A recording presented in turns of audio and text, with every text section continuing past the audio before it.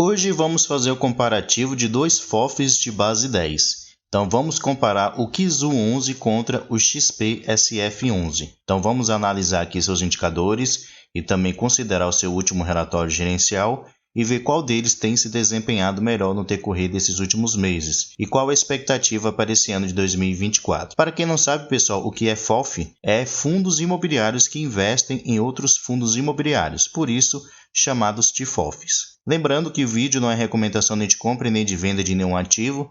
Se algum deles lhe interessar, procure se aprofundar e entender melhor para que você possa sim fazer uma boa escolha. Beleza? O vídeo é para lhe auxiliar e não para tomar decisão por você. Então, sem mais enrolação, vamos lá. Vamos começar aqui pelo Kizu 11, um fundo de fundos da Quilima. Atualmente sendo negociado a R$ 8,47. Seu dividend yield está aqui de 10,46%. Além disso, ele pagou aqui nos últimos 12 meses, no acumulado por cada cota, o valor de 88 centavos. E nos últimos 12 meses, ele está com uma pequena valorização aqui um pouco superior a 6%. Se descermos mais um pouquinho aqui, podemos ver que seu valor patrimonial por cota é os R$ 9,05, então ele está sendo negociado abaixo do que seria o seu preço justo, então ele pode aí ainda se valorizar e voltar para esses patamares aqui de R$ 9,05, sendo que no momento, como eu mencionei, está custando aqui R$ 8,47.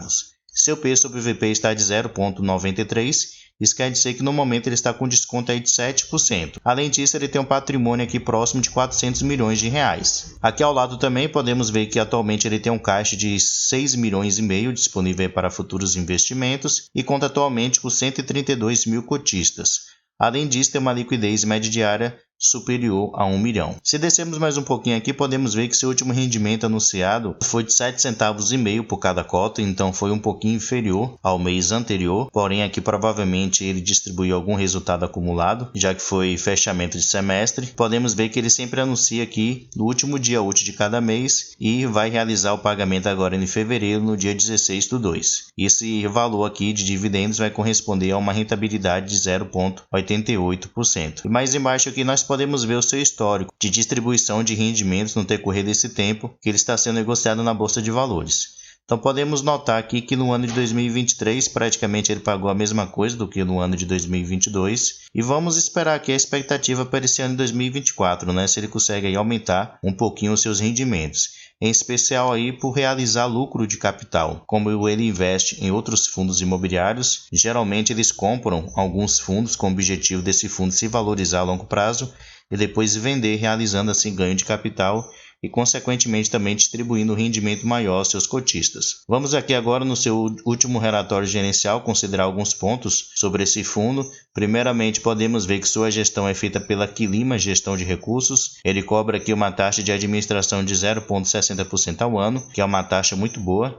É uma das menores taxas que atualmente eu já vi, e ele não realiza a cobrança de taxa de performance. Aqui ele menciona qual é o objetivo do fundo, então ele menciona aqui que ele segue a carteira teórica de investimento Suno 30, então essa Suno 30 ela seleciona ali os 30 principais fundos imobiliários que atualmente são negociados na Bolsa de Valores. Aqui podemos ver o crescimento do Kizu 11 no decorrer do tempo, desde janeiro lá de 2022 até agora, né, dezembro de 2023. Em questão de 2 anos ele saiu aqui de 56 mil cotistas para um pouco mais de 132 mil cotistas. Então, por ser um fundo de base 10, né, muitos investidores começam a escolher investir nele até pelo seu valor bastante acessível, né? Com menos de R$10 aí você já consegue comprar algumas cotas desse fundo. Aqui, pessoal, vocês podem ver todos os fundos que atualmente o Kizu 11 ele tem. Então, ele tem fundos aqui realmente muito bons.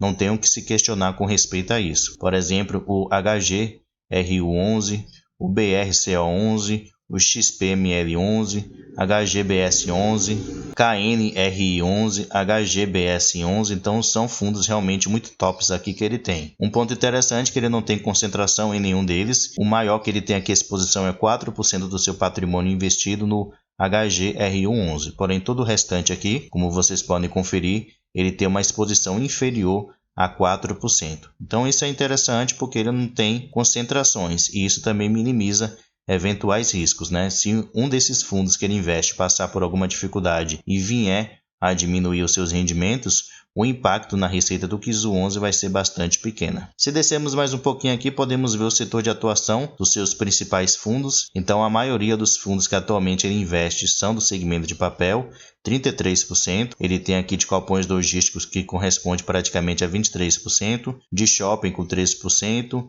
híbridos com 10%, lajes corporativas aqui com 8%. Então, esses são os principais. Aqui ao lado podemos ver que 98,4% de todo o seu patrimônio está investido em cotas de outros fundos imobiliários e apenas 1,6% está investido aqui na renda fixa. Se descermos mais um pouquinho aqui, podemos ver com respeito ao seu demonstrativo de resultados mensais. Então aqui no mês de dezembro de 2023 ele teve uma receita total aqui de 3,4 milhões de reais. Essa foi a sua receita. Ele menciona aqui que ele teve despesas que somaram o valor de 229 mil reais. Então, se pegarmos a sua receita bruta e diminuirmos pela sua despesa, ele ficou com resultado líquido no mês de dezembro de 3.229 mil reais. E ele distribuiu em rendimentos o valor de 3.535 mil reais. Então, nesse mês de dezembro, ele gerou uma receita menor do que o valor que ele vinha distribuindo. Porém, ele vinha aí com resultado acumulado, né? Se vocês comparar aqui a sua receita líquida com os valores que ele estava distribuindo aqui de rendimentos, vocês podem ver que no segundo semestre de 2023 ele conseguiu fazer uma reserva. Por esse motivo também que ele conseguiu aqui pagar um valor maior em rendimentos do que o valor que ele vinha pagando. Vocês podem ver aqui que ele vinha pagando 7 centavos até 7 centavos e meio. Chegou no mês de dezembro, ele pagou aqui 8 centavos por cada cota. Vamos aqui agora, pessoal, considerar o XP SF11. Fica aí comigo até o final do vídeo, porque lá no final vamos colocar um ao lado do outro e fazer um comparativo melhor. Então, o XP SF11 no momento está custando aqui R$ 8,44, com dividend yield de 10,78%. Já pagou nos últimos 12 meses por cada cota 90 centavos e está com uma valorização nos últimos 12 meses de aproximadamente 20%. Se descermos aqui, podemos ver o seguinte, que o preço justo do XPSF11 é os R$ 8,66, como vimos aqui em cima, está custando atualmente R$ 8,44. Então está ainda com desconto. E o seu P sobre VP está de 0,97. Isso quer dizer que está com desconto aí de 3%. Atualmente ele tem um patrimônio aqui de 375 milhões de reais. Conta com caixa aqui de 14 milhões e meio e tem um pouco mais de 62 mil cotistas. Além disso, tem uma liquidez média diária aqui de 570 mil reais. Se descermos aqui, podemos ver que seu último rendimento anunciado foi de 7 centavos e meio por cada cota. Isso correspondeu ao rendimento de 0,87%. Ele também sempre anuncia no último dia útil de cada mês e no dia 16 ele vai realizar aqui o pagamento desses 7 centavos e meio. É aqui embaixo onde a gente pode ver o seu histórico de distribuição de rendimentos, desde o ano de 2020 até agora, né? Esse último ano de 2023. Então podemos ver que ele teve aqui um pequeno aumento. Deixa fazer o agrupamento aqui. Então vocês podem ver que no ano de 2023, no acumulado do ano, ele pagou aqui 90 centavos por cada cota, que foi um valor superior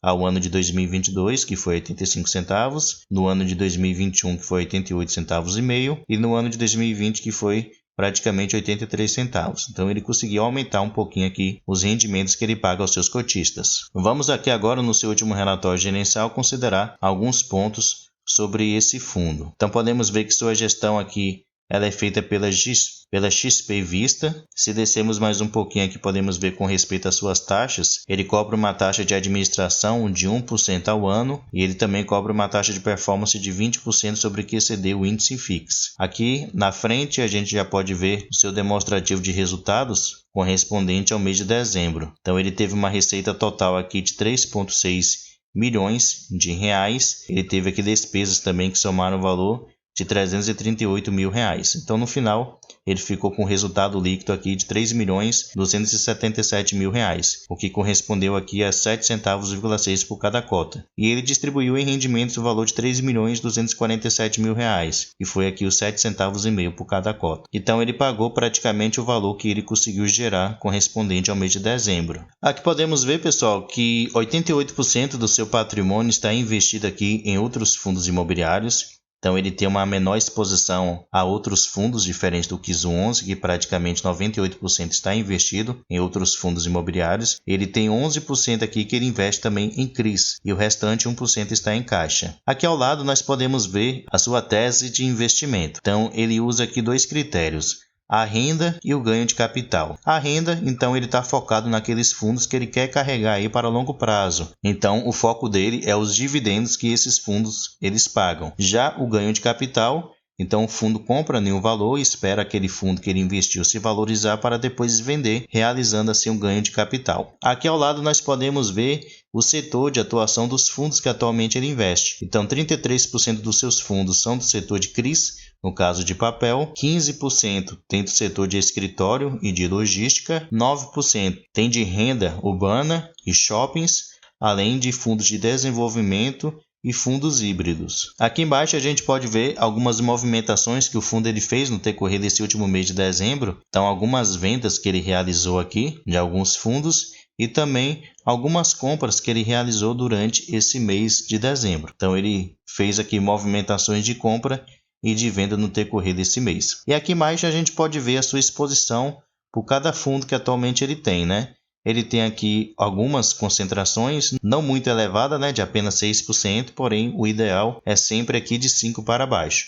Então podemos ver que ele tem exposição um pouco maior nesses dois fundos aqui, porém todo o restante está aqui inferior a 5%. Aqui no site Status Invest, às vezes fica até melhor para a gente poder ver todos os fundos que atualmente o XPSF11 ele investe. Então aqui ele vai mostrar o ticket do fundo, o setor de atuação do fundo, o valor investido, a quantidade de cotas e o PL do patrimônio do XPSF11 investido em cada um deles. E aqui vocês podem vir passando para poder saber quais todos os fundos que atualmente o XPSF11 ele investe aqui na sua carteira. E tem fundos aqui bastante interessantes, né? Como o CPTS11, o DGAR11, o BARI, o KNCR11, o VISC, o XPLG11. Então ele tem fundos aí bastante interessantes. Vamos aqui agora, pessoal, colocar um ao lado do outro e ver qual deles tem apresentado melhores indicadores. Então, com respeito a preço, os dois, né, tem um preço aqui bastante parecido, porém o XPSF11 está sendo negociado com um preço um pouquinho melhor, porém a diferença é muito mínima, né, de apenas 3 centavos. Dividend yield também bastante parecido, porém o XPSF11 está com